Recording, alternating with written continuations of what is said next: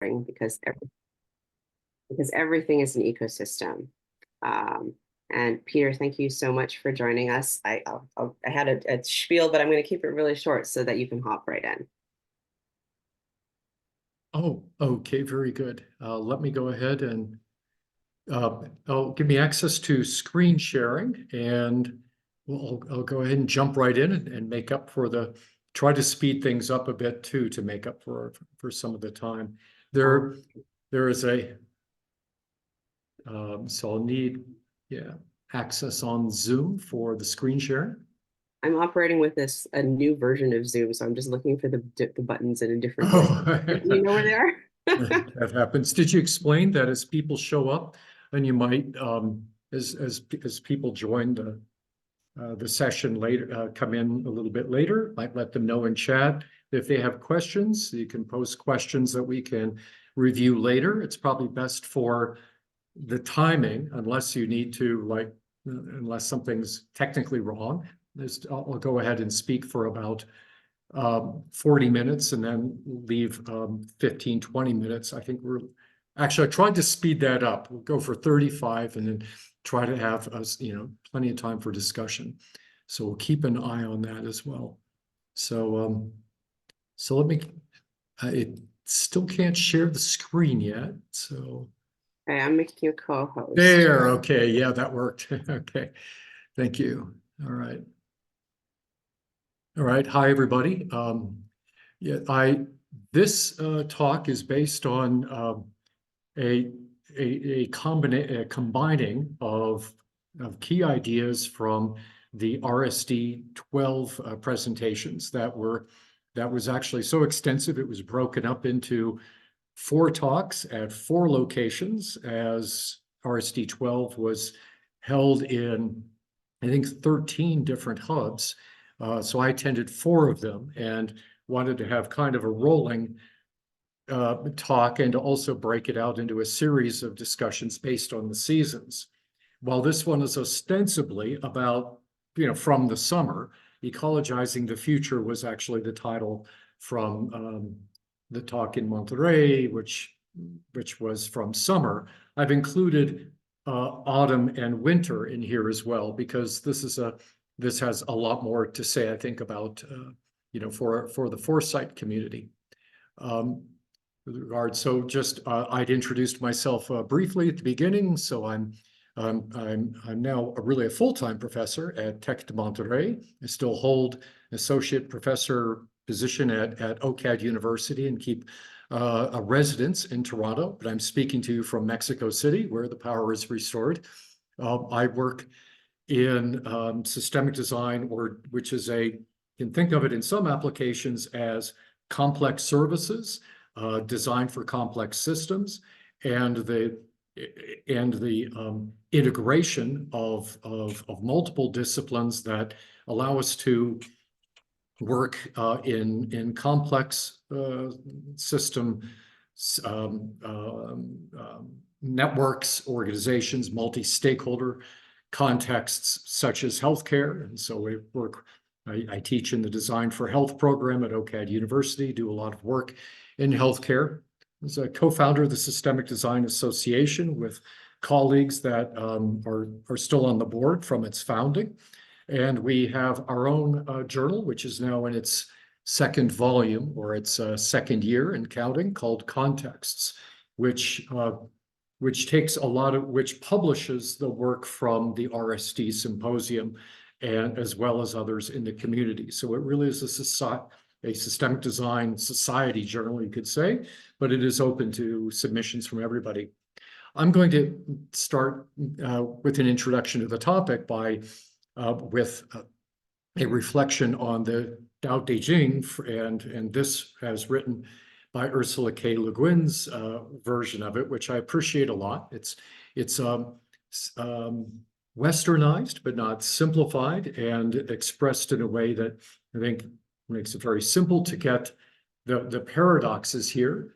But my main point, I won't read the poetry of it. You can read it, but it is from the verses from chapter 58, Living with Change. And since the And since the Taoism is about 2,500 years old and older, we can recognize that, the thinking about complexity and ways of living with complexity in the present and understanding how the unknown future might evolve is not a new concern. And there and also the Taoistic attitude, that is that within change, change may often move in the direction that we would prefer over time, if we can step back and perhaps see how other movements are taking shape. So as designers, do we always step in and intervene, or do we allow for the movements of the time that we can learn to anticipate, especially over longer time frames, to help make the shaping occur? Because very often, as we found, we do a lot of prototypes and a lot of pilots, and design, we're very intervention-y. And so I often, think about this balance, and I'll bring this up in other points in the talk. So with respect to complexity, and I won't talk about it in technical ways, but with respect to complexity as a context in which we're all living with and dealing with the uncertainty of increasing complexity. And when we are dealing with what we consider to be a crisis moment, crisis times, or periods of higher issues of concern that are interacting, that is typically higher complexity is often seen as at the source of that uncertainty. And that because complexity can be seen as the degree to which a large system of constant dynamic processes are deeply interconnected, but we are unable to understand the relationships and the potential outcomes from the interactions of multiple complex actions, especially over time. And the higher number of interconnecting relationships and feedback between them can lead to emergence of both coherent patterns that then take shape and can move in the direction of our positive anticipation, or can lead to unexpected outcomes that we consider emergencies or crises. But I'd say one of the quotes I also like, and kind of a mentor in my work in systems theory, a partner of my mentor Christakis was John Warfield, who liked to say that as a definition of complexity, it is really a cognitive concern, that complexity is a frustration that occurs within individuals when they cannot understand a problematic situation that is of importance to them. In other words, we don't care about complexity as much if it's in issues that are not of importance to us. And within issues that are of great importance, in managing complexity, John Warfield believed that it was necessary to have multiple individual stakeholders that had contributing knowledge requisite to the variety of the situation to make sense of it together. And so there's a process which I'll touch on later in the talk that comes out of Warfield and Christakis's work that we teach. So so we could say that in modernity, and from actually, especially the later modernity, as it's often called, or postmodernity, that in postmodernity in particular, that we've been dealing with multiple crises. So I'd say since at least 2000, which conveniently is also the point of the declared millennium, according to our Gregorian calendar. And so we have a generation now that we call Gen Z that has known nothing except crises and uncertainty and living in a highly digitized world since their birth. And so one of my questions of provocation is that why do we then have to declare a crisis state for every matter of concern? And I use that matter of concern in Latour's sense with the quotes on the right, which is that matters of concern is seen as a context of moving from matters of fact, which are well understood, defined, issues that can be represented in technical systems with the complicated systems where the steps can be understood, realized, and understood by all participants to some extent. But when we're dealing with higher complexity and we're dealing with matters of concern, that is, that we care about, such as health and the decline of flourishing, the decline of well-being, the increase in conflict states, and whatever we want to name those, that these matters of concern and their representation on ever larger stages has been a constant since not only as a matter of postmodernity. So we go back to maybe the 80s or so, but since 2000, this has accelerated, and it seems unsustainable. So Bruno Latour placed this concept of matters of concern on design's meta agenda in this article, Cautious Prometheus, 2009, and that came out at the same time that our Strategic Foresight and Innovation Master Design program started at OCAD University. So we have everyone read that paper, or at least I do. And that's also a way to understand kind of some of these distinctions within design, as design has moved from, the creating objects of interest and for industrial production of objects and even service, design of products and services, to what systemic design is dealing with, which is these dealing with shared hyperobjects such as health and flourishing, and dealing with issues such as climate or war, and that Latour said that as designers, if we are responsible for larger, more complex contexts, we have to design well in those contexts as well. People care about these matters of concern. And so some of the other quote in the bottom of those three, by expanding design so there's relevant everywhere, designers, and that means us. I mean, you may be primarily a foresight or futurist. We're all designers. We take up a mantle of morality, but that morality also comes into our work as our relationship to that matter of concern, how we have lived with it, worked with the stakeholders in that context.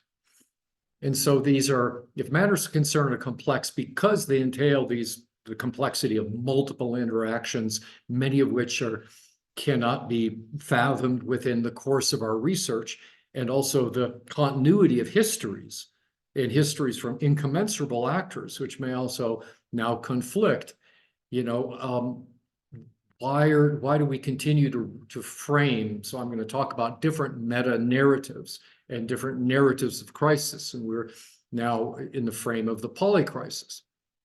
That has been, so I say we are, so I think we will be dealing with that in our language, in our context setting. It is on the agenda in certainly the systems field, and in the work that we do in working with strategic planning with municipalities, multi-stakeholder contexts. And so some of this is because the polycrisis, the global polycrisis kind of literature and themes have emerged from the systems community, which we are partnered with fairly closely, and also from leaders in that community that have spoken in the different fields that we're working with. So these are, in other words, capturing matters of concern. And so this is so the Cascade Institute and the literature, primarily Thomas Homer Dixon and his team at the Cascade Institute have, and they aren't the only ones, of course, in the literature, but have really, I think, been leading the description of the polycrisis as a frame for a kind of productive framework, if you will, that an ever-increasing number of people are agreeing to work with, to understand these matters of concern and major problems that are affecting humanity today. The problem I have with it is that there are multiple other ways to frame the multiple crises, and this is not new. That, say, since at least 2000, and it is also an aspect of postmodernity. Is this one of many meta narratives, and if so, what are the other ones? But still, I mean, it's it's not wrong. You could say this is a meaningful, it's a meaningful contribution, and there are many people following it. We should be aware of the language and how that's used. We can choose to work with this or the meta crisis or the problematique. I have a commitment to the global problematique, for example. It comes out of my field's traditions for 50 years plus. So I've been speaking about it for many years. And so to me, the polycrisis, which is a more narrow definition, is typically defined as climate change, ecological disasters, raising economic inequality, political polarization, and violent conflicts, and that these would be interacting, increasing. And so and the concept highlights the causality, multi-causality of these issues and their entanglement in multiple global systems. And so there can, but still yet, in fact, the polycrisis started as a definition by Edgar Morin in Europe. And so there was a regional polycrisis, if you will. So there can be global, national, regional polycrises, but still you have to ask as a critic of modernism, why is it the polycrisis? And so what is is there a trade-off then between imminence that is of these crises or emergency situations that emerge from a crisis declaration and the impact of them? That is, there are other crises that have evolved, and aren't those part like world conflict, international conflict, to me, which isn't a cause but an effect, very much like the climate crisis is an effect and not a cause. And yet when they're entangled, they seem multi-causal, but there are deeper rooted causes that we ought to be dealing with. And so if we reframe these crisis contexts, especially as foresighters and as designers, that may give us more power in the framing for amelioration, resolution, discussion of what to do in ways that could be productive. So rather than gaining up the threats, why can't we find options for leverage at the level of the interactions that could have more impact on the cascades, if you will, of positive action through the causality of these entanglements? So how can we affect, in other words, better change when we know that we're dealing with long horizon outcomes that are not going to be resolved immediately? So and another question, just perhaps tongue in cheek, and so the ex-boomers among us might recognize or remember the Supertramp album from 1975, Crisis What Crisis. And this kind of actually summarizes a point of view of the 70s. There were multiple crises declared then. And I think as a very young person at that time, this whole kind of attitude within the prog rock realm was, there are a lot of other things that are happening right now. We're not really worried about about the crises that the adults are declaring. And, so in a sense, but yet there was, plenty of things going on. As soon as we were looking for work after college, there were recessions and, job market and these crises. And then, you have personal crises first, and then you start to deal with the larger crises frames.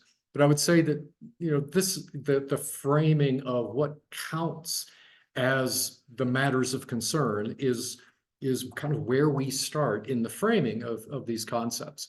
So Gregory Bateson's 3 positive feedbacks in the Steps to an Ecology of Mind was also, we go back 50 years, considered that at the root causes, if you will, or the kind of core causality, we had population dynamics, and not necessarily just growth, but especially then quite a bit of population growth, but uneven distribution, and technology and the unknowns of technology, and the competition dynamics of that, and hubris, which is power acting wrongly, perhaps believing that their outcomes would be dominant and would take precedence. And so these outcomes of pollution, famine, and war were seen as direct, outcomes of these entanglements. And so these are, and so there are, and so I have a point here about that. Actually, there is a kind of gain of the opportunity costs when we reduce our attention to just a chosen set of risk factors. I mean, also, Bateson was not wrong. And if we start with these three, this is a place to look. And we really, I do think, underestimate hubris, which is what I think is actually quite a bit at the source of our inability of leaders to negotiate and leading to war, which actually is a very large business model and leads to a lot of income for the people who refuse to negotiate.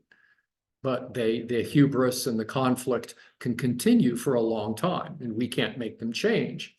So, but there are opportunity costs. That is, we focus on the things that are foregrounding our attention, such as, when we reduce our field to the polycrisis or to Bateson's three, and these would become our, a chosen set of risk factors. How do we expand that, expand the problematique, if you will, of potential future,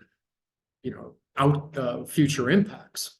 And so we want to, I think, keep from attenuating collective awareness, because that reduces the availability of higher potential challenges, the leverage points and design options that give us more potential for resolution of what we have access to in the near term that can have impact over the longer term. And so this is, and these frames, these complexity frames and the crisis frames do have potentiality within themselves, because they're framing devices, if you will. But there are better framing devices, like the world game and the originally, I think, founded by Buckminster Fuller, and still a concept that's used in the systems community quite a bit. And so this kind of world game and mapping out of planetary and world crises has been running for at least since the Club of Rome's meeting in 1970, so over 50 years.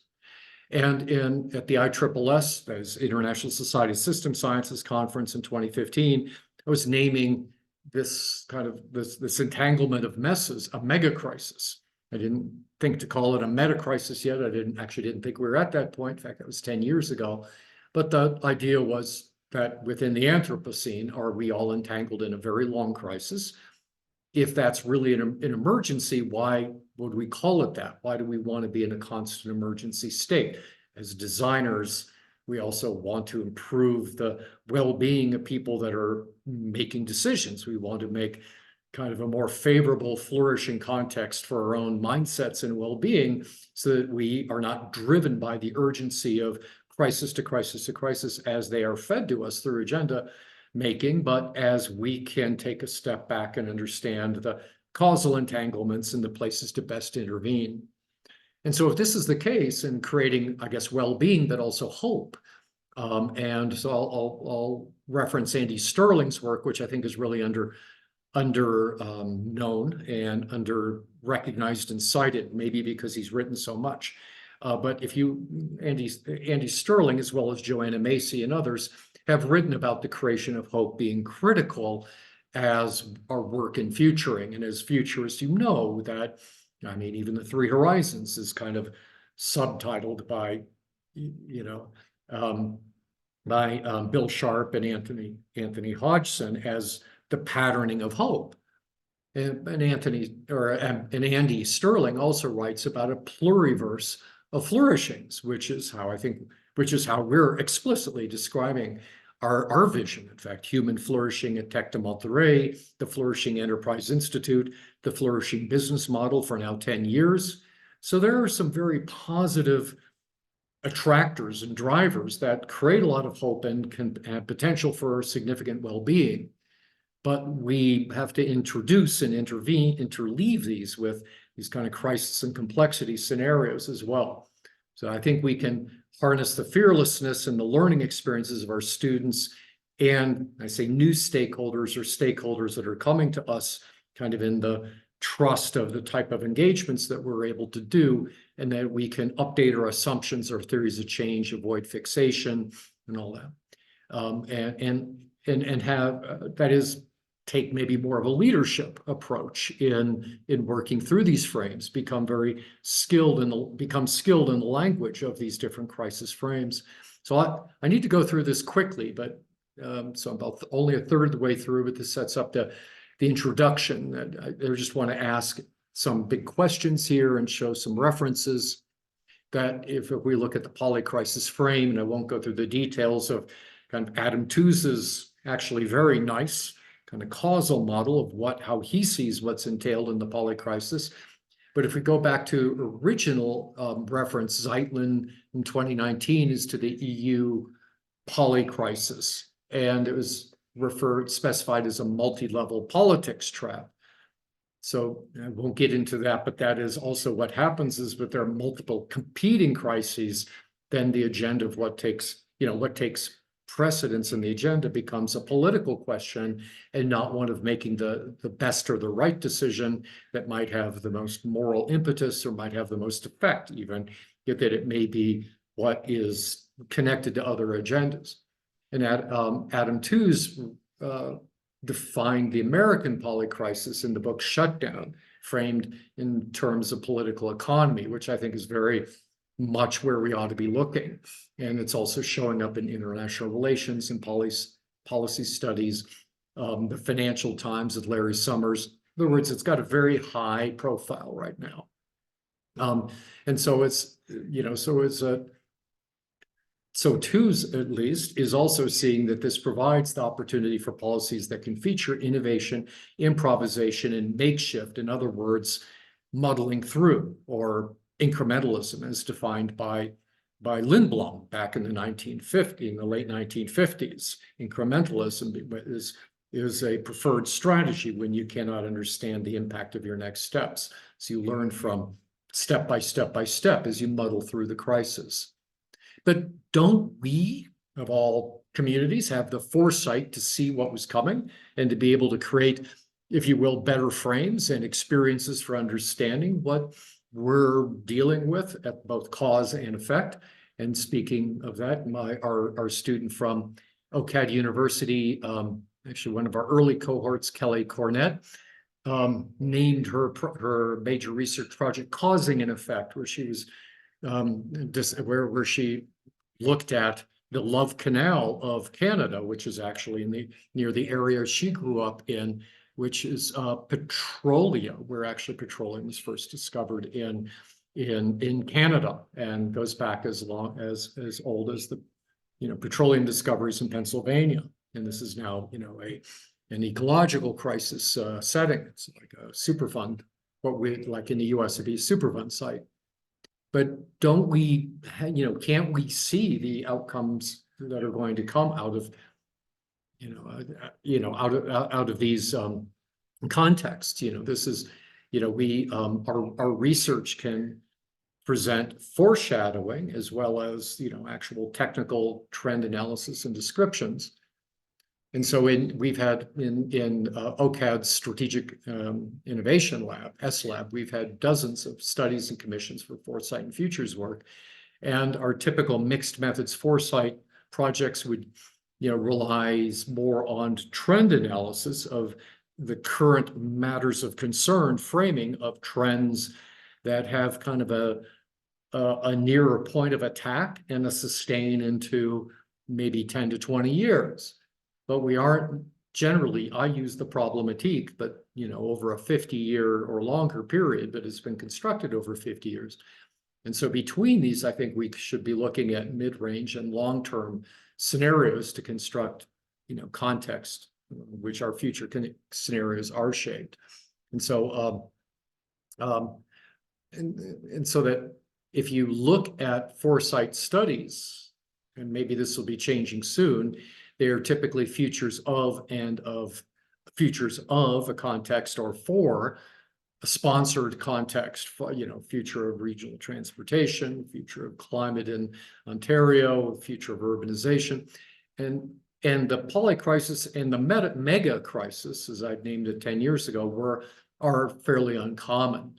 But are we ignoring high-risk scenarios because these are these are always kind of in the scenario quadrant, the one that we don't want to over prepare for, because we often think that the worst case or the higher risk scenarios are less likely to occur, or they'll occur in mixes. And so our futuring, when we look at it in hindsight, is not 2020. And I'll just make a point with some of our other, this is one of my other students' research, Neil Halverson, who is mapping out kind of the future of the next innovation center within the United States. It's the mechanical age. The actual innovation center was Dayton, Ohio, where I'm from. And then that became Silicon Valley in the information digital age.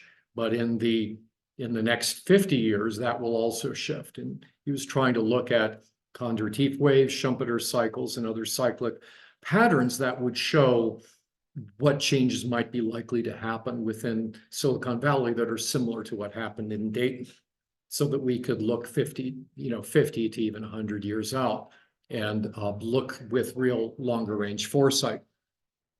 Now I'll touch on just a brief set of trends, and I'll not talk about these in any type of detail, but this is kind of and we can discuss these, but I don't want to get into them at length, but to talk about a problematique, I teach from I don't know if you can hear the chant outside the window, but this is Mexico City, and there are different vendors that will come through with recorded announcements, and this is the tamale vendor. So there may be a Doppler effect as he goes down the calle. So I'd like to now just summarize a few of what I see as some of the critical steep, and yes, we could talk steep V, C, or the others, but just basic steep trends in North America as I'm seeing them. And this would be a way of updating the global problematique of Hassan Özbekhan from the Club of Rome from 1970, which I still teach and still use as kind of the baseline reference, because those 49 continuous critical problems and trends from 1970 have not gone away. They've done exactly what Özbekhan said. They morphed into this mega crisis or polycrisis. And the problematique is a way of unpacking them. But if we look at current trends, there are some critical actual crisis issues, a lot of which are not discussed in the polycrisis scenarios. So in social, we have now a unprecedented trend toward the decline of well-being, longevity, and health across population, even in Canada with its public health system. So it's chronic disease, cancer, cardiovascular disease, type 2 diabetes, hypertension, and these are increasing. They're not declining. And longevity, the longevity is falling for the first time ever as well. We've got persistent increase in mental illness, especially in younger women. This is now also considered a generational trend by John Haidt and Jean Twenge. And so there's recent work on this. I mean, so that's, you'll see it's very, very current. The birth-death ratio is actually at a precipitous point if it continues to decline. Actually, Elon Musk even tweets about this.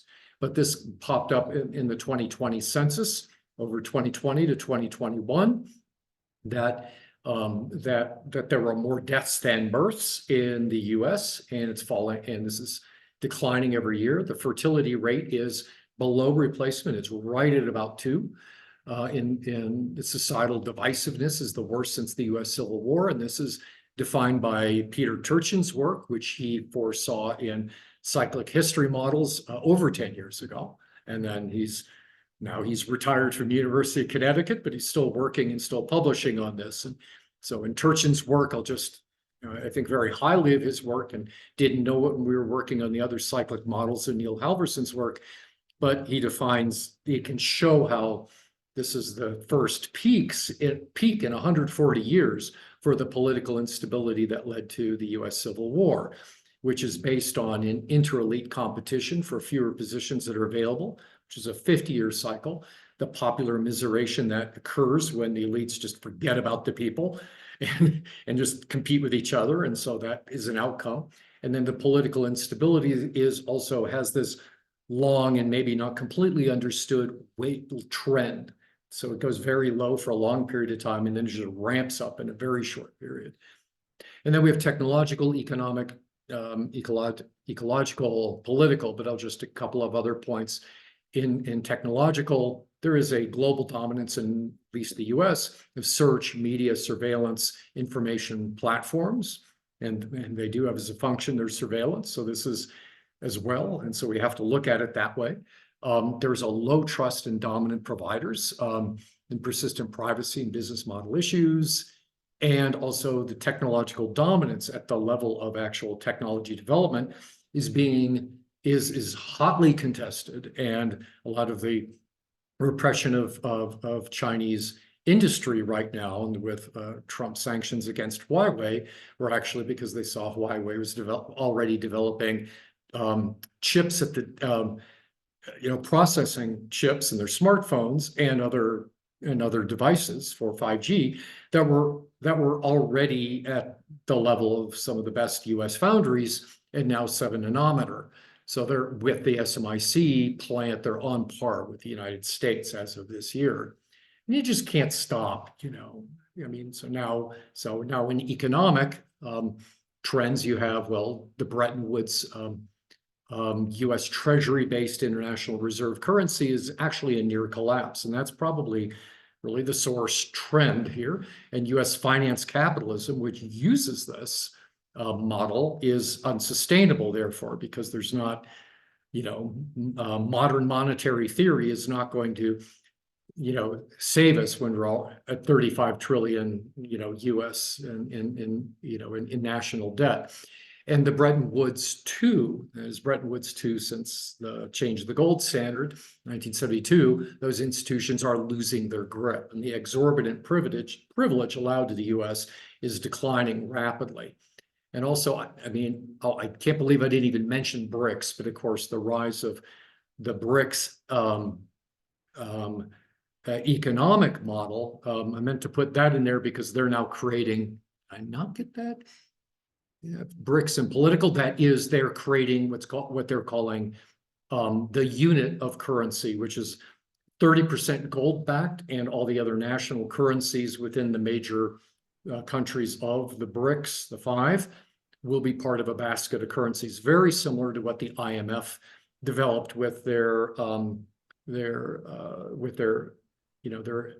SDF facility, their basket of currency.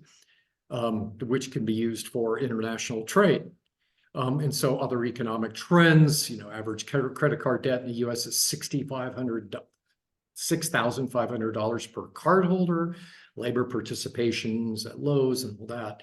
I want some time for discussion, so I won't say too much more about the trends. You can read those. I'd say that I did want to mention that in the political trends that, Turchin is not the only one describing this political instability peak, but the fourth turning, another cyclic history model based on generations, kind of first foresaw, 2020s as kind of the peak of the crisis era, which is the first in 80 years. And so they have generational cycles, which is 4 by 20 years, so a generation being 20.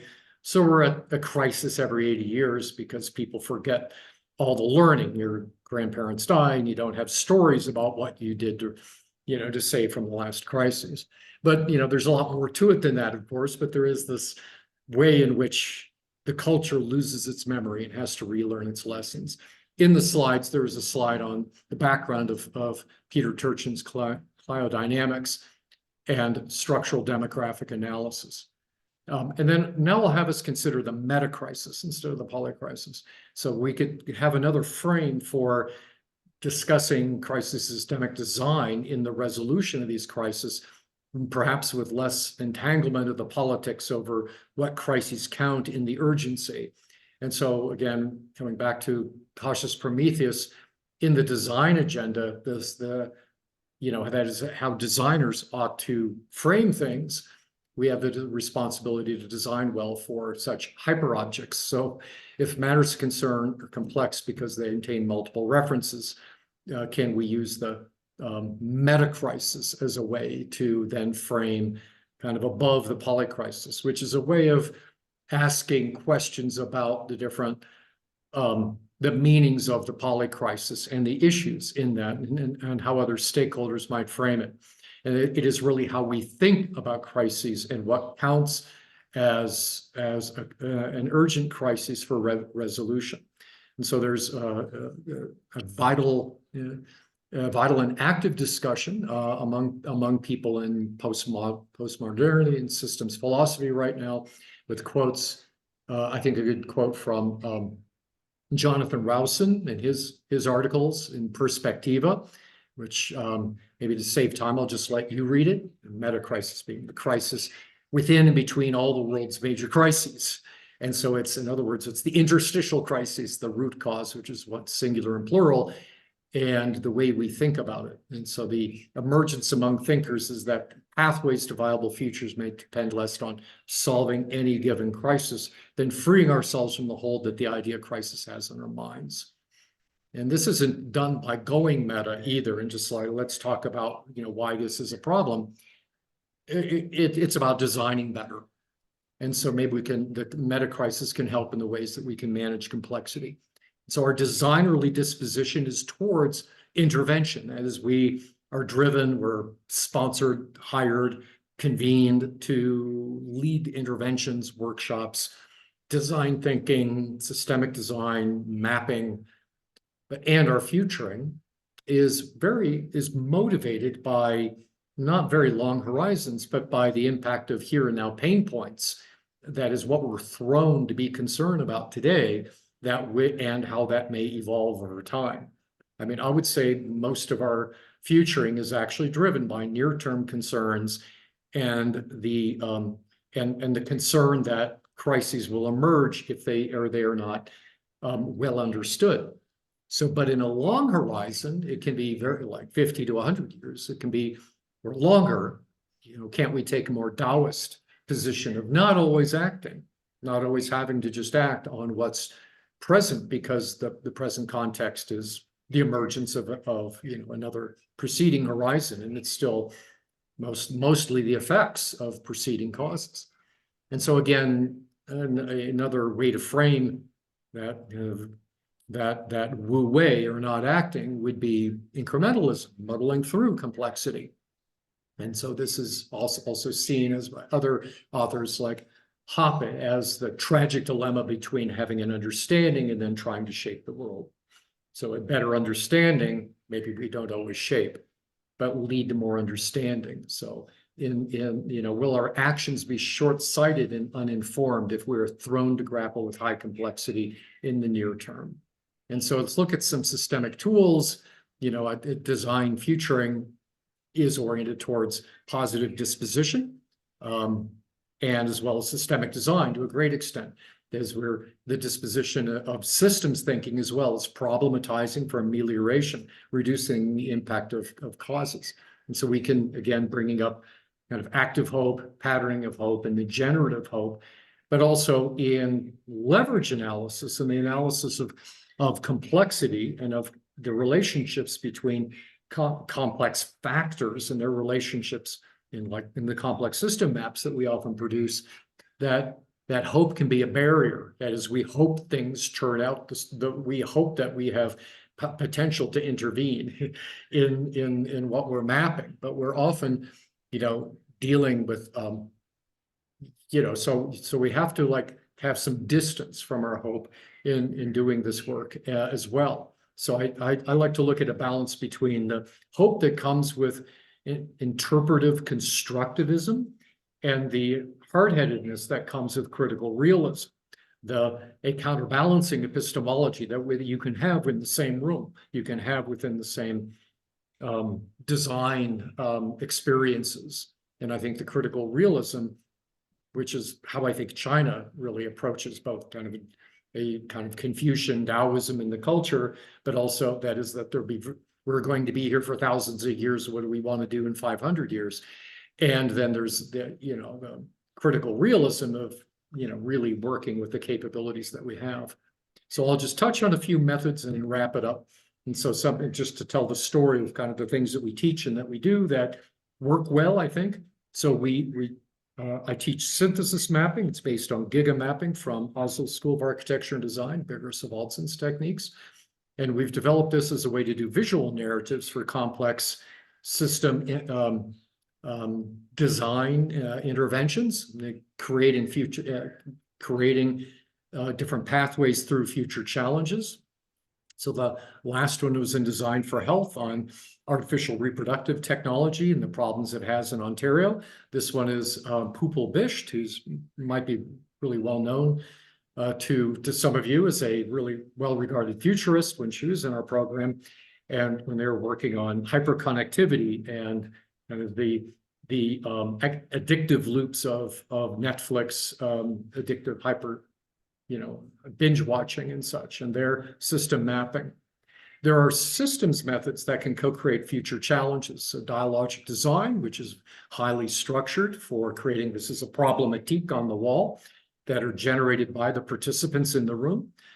This was to a dialogic design process, or Warfield and Christakis methodology, using software to help structure what looks like an outcome map, an influence map of the relationship of the high priority drivers or challenges out of that. So out of 112 challenges is reduced to 20, which were then mapped for their influence as 10. And this is provided to the sponsor, which was Social Science Humanities Research Council of Canada, that wanted a top 10 list from, which is based on this challenge state question, which is the more, what are the challenges affecting Ontario for the next 20 years. And so they used much of this work in their future challenges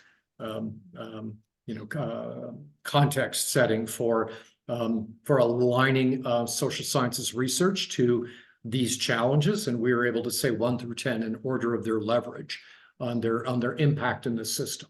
So if we take action on 1, 2, and 3, it will have impact on 8, 9, and 10, and on others. So we can then do synthesis mapping for strategic policy, like future trends in digital government, on the impact of digital society on government, and we got a lot of those trends right.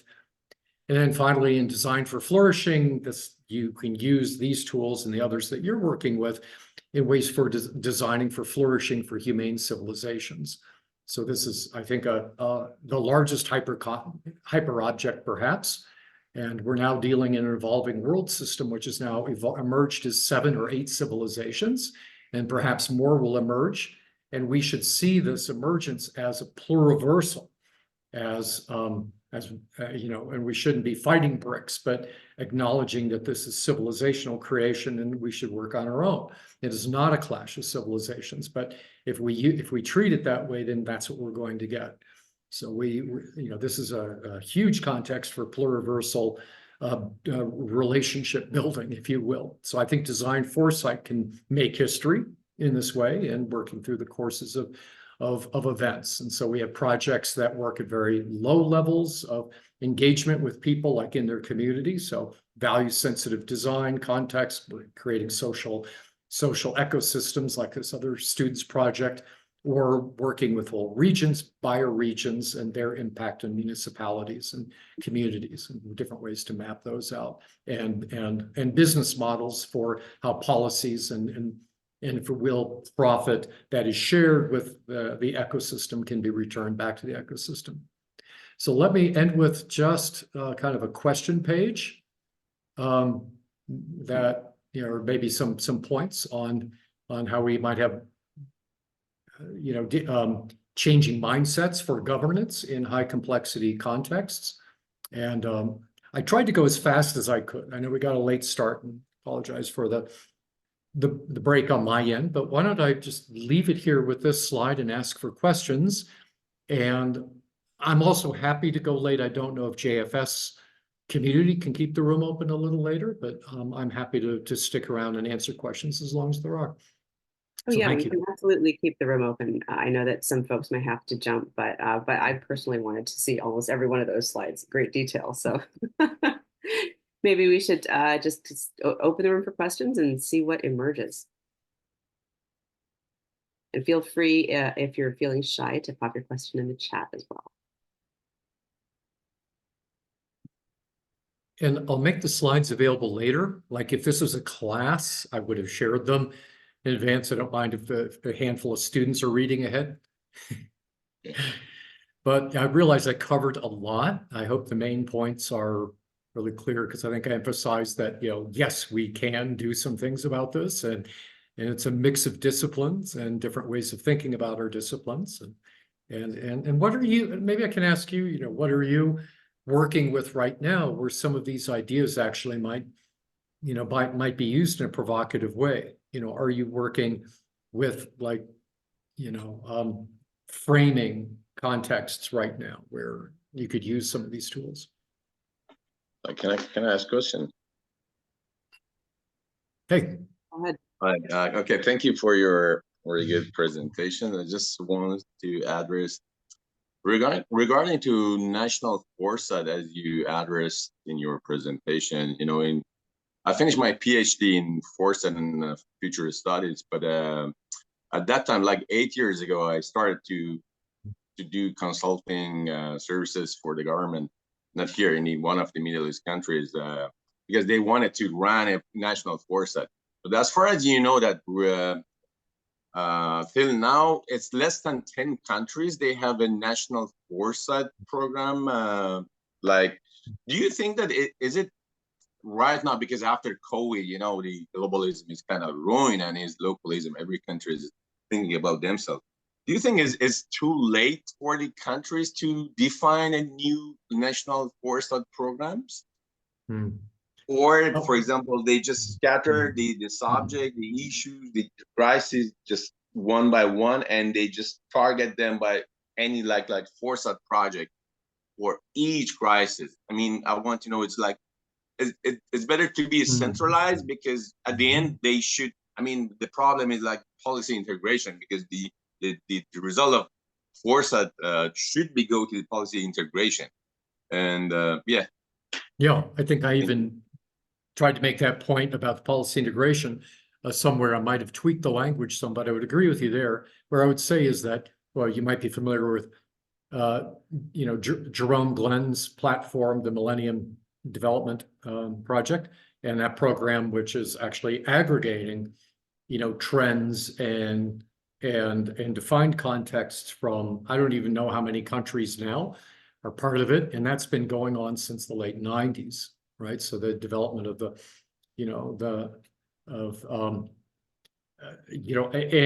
and also they also defined originally a set of about 15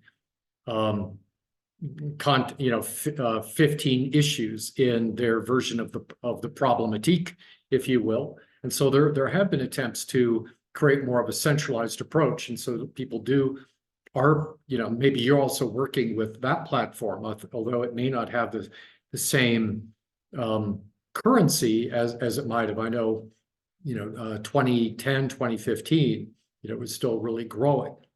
Now, I'd say perhaps because of the retrenchment of things, but also because of, I think there's also decline in the trust of the what I call the Bretton Woods institutions, but these are really the global institutions that formed after World War II. And I think these were formed after the last fourth turning, after the last major, depression, World War and crisis context, the last time we had this level of shared understood planetary crisis context. And it definitely seems that from the breakdown in trust, that these institutions are not actively reforming themselves, at least not publicly. They're trying to gain trust by retaining trust, and it doesn't work that way. This is going to be an existential loss of trust for these institutions, like the BRICS de-dollarization. That's going to be very So the force and national foresight needs to take that into account.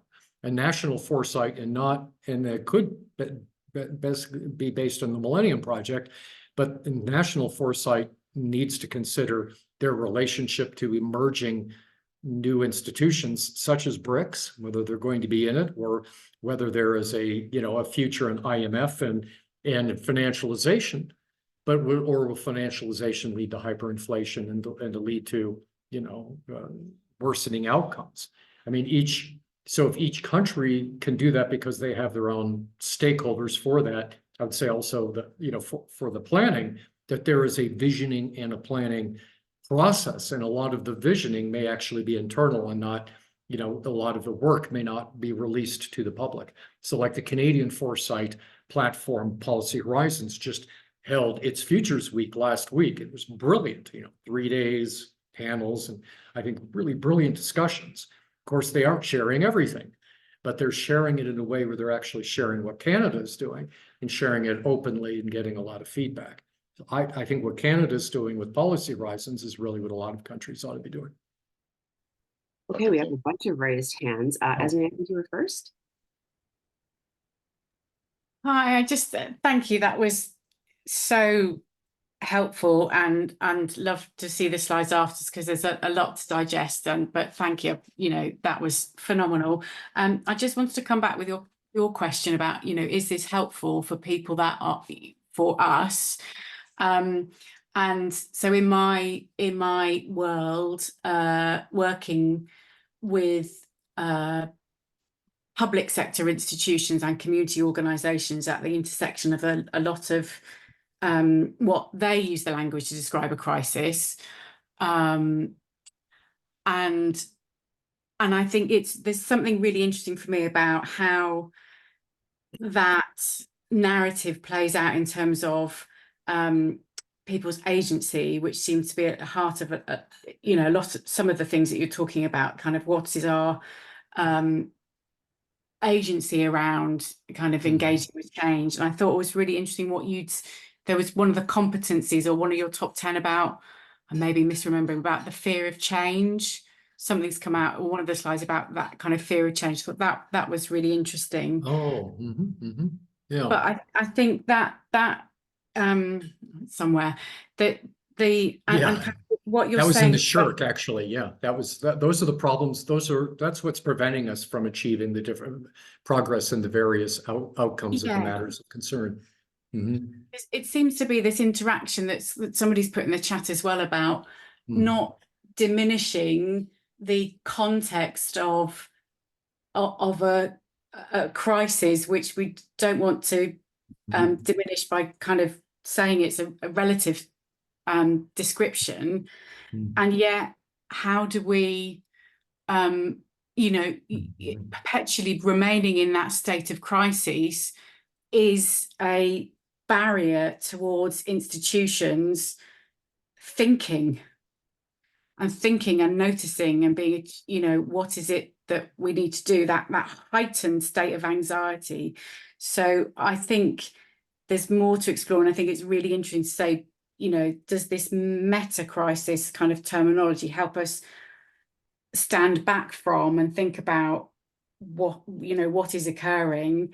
And I'm absolutely with you with this kind of, this kind of positivist, trying to reduce everything to interventions. That's absolutely there. I wouldn't call myself a designer, but, maybe I am in the kind of public policy strategy world. So, so some reflections back, I think, and thanks that this is really helpful, and love to kind of engage more in this conversation.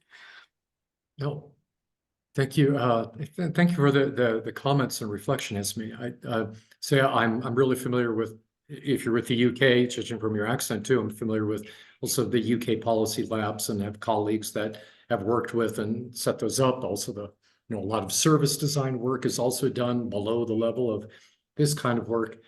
I think as we can make the boundaries between the different conversations more porous, and include stakeholders from who own different crises at different levels, in a sense, it can start to pepper and season the agenda formation process with reflections and concerns from other matters of concern, so that there can be, not to pile on with the others, but so that there can be a felt sense in the room that there are multiple frames that are occurring, different priorities that actually reflect what's of most importance to other people's agency.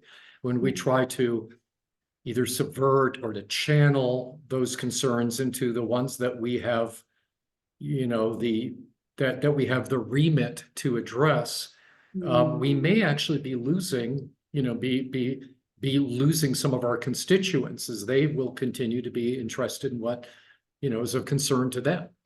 And we can, and this is, I think, the magic of design, if you will, which is highly integrative, creative in its way of kind of mashing things together, and not to come up with a crystal clear narrative, but in this kind of ideational, a divergence mindset, which precedes the selection and divergence, or convergence, I mean, of a narrowed set of features, such as these 13, which became the top 10 challenges of the SHIRT project.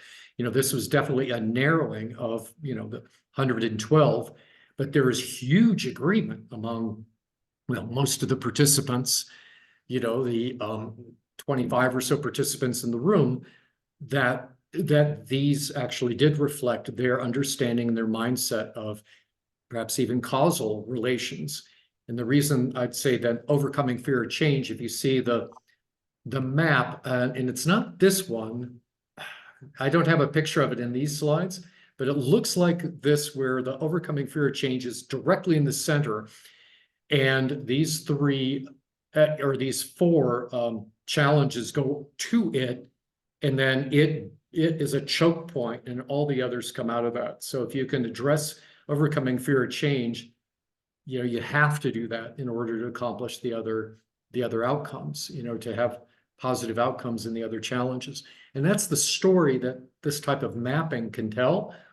But there are other ways to get to similar types of maps in our framing. That is, this could have been constructed through narrative, maybe, but it's a lot easier to do that than it is to get 25 people in a room and do the structured process for the whole day. It is tiring, and you have to get their agreement. So there are different methods that we can use. That's why I like the visualization, because you can have participatory, mapping and then updating of these iterations of something like a visualization. And then everybody can, the power of these democratic processes is that every person who has some agency and some voice can find their concern on the map, and they can see where it's located, and they can argue about where it might be issued or relationship to other issues. And so these can then be used for narrative creation and can affect how we think about agendas going forward.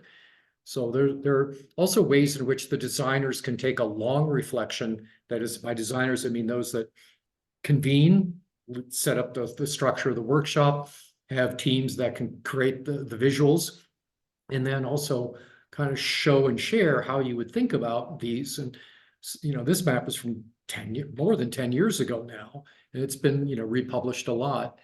But the issues are still prevalent, and the areas and the timeframes are still meaningful. So there, so you mentioned positivism. There's like two ways. Let's say the creation of hope. The act of hope is also something that we do when we can valorize the agency of the participants in a way that their reflections and understanding can be folded in and not lost, and they can see where their voice, their words landed on these maps.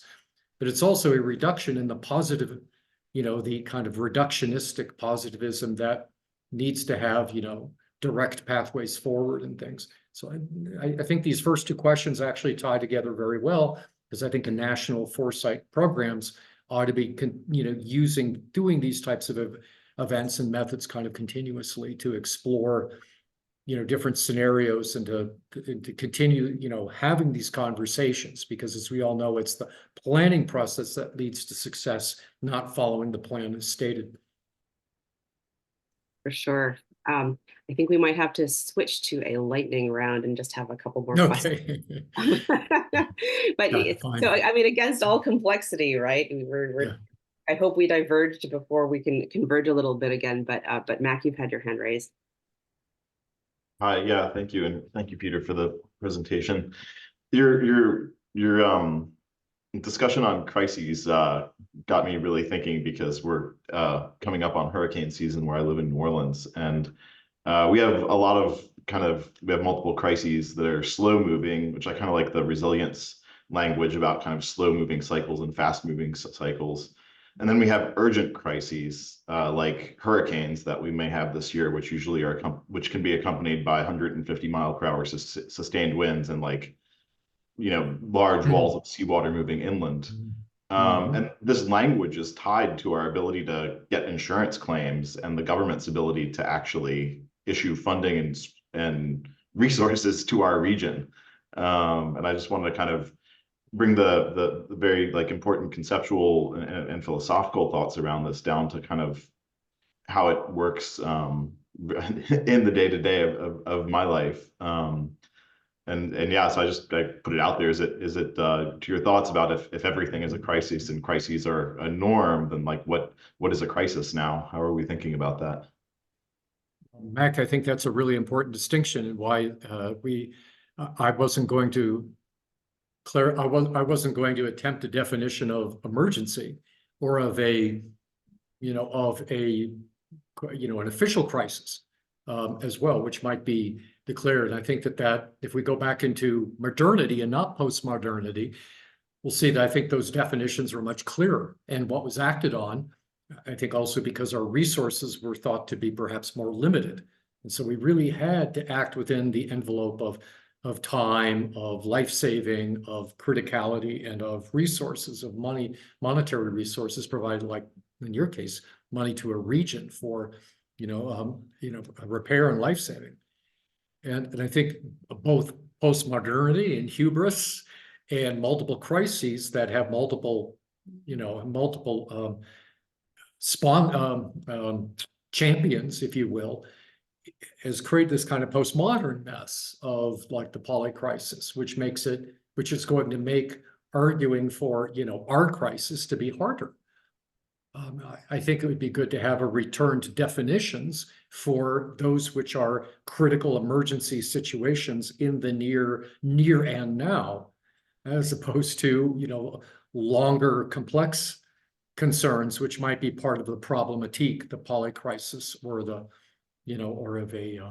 meta crisis, which is then how we think about these issues. So I think in your case, it really does require that we have some agreement and some clear modernist definitions about things, and especially for policy and interventions. Thank you. So Thank you. The light is that yeah, another question really quick. yeah. I'll Okay, last question. Paula, I think you were next. Thank you, Peter. Thanks, Levon. I really enjoyed the presentation. For someone who's used to looking at all of these considerations and the different factors that we need to weigh in as we're looking at a global, polycrises and metacrises and megacrises, whether they're local or global, I felt overwhelmed with all the information.